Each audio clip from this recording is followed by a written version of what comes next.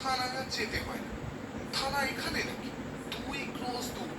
এই রাত্রিরে সে আবার থানায় যাবে? তুমিও যেমন। দেখো না, এক্ষুনি হয়তো ফিরে আসবে। মনকে এই প্রকার প্রবোধ দিয়া মোক্ষদা গৃহকার্যে আত্মনিয়োগ করিল। কাজ করে আর বাহিরে চাহিয়া চাহিয়া দেখে স্বামী ফিরিল কিনা। কাজ শেষ হইয়া গেল। জ্যোৎস্না ভরা উঠোনের পানে চাহিয়া মোক্ষদা চুপ করিয়া রোয়াকে বসিয়া রহিল। রাত্রি 1 প্রহর 1 প্রহর হইল। কই, স্বামী তো ফিরে না। তখন মোক্ষদা স্থির করিল নিশ্চয়ই মিনসে থানায় গিয়েছে। মনে একটু রাগ হইল, ভয়ও হইল।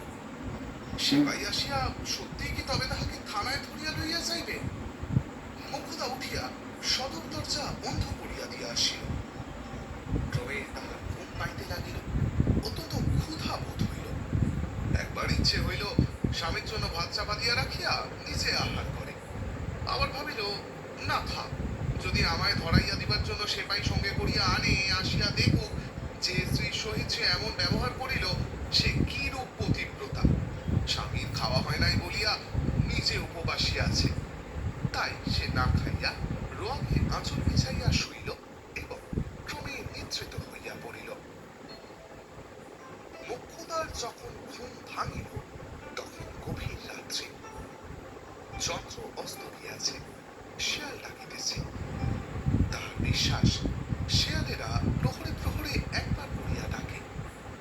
রাত্রি কি এখন 2য় প্রহর নাকি 3য়?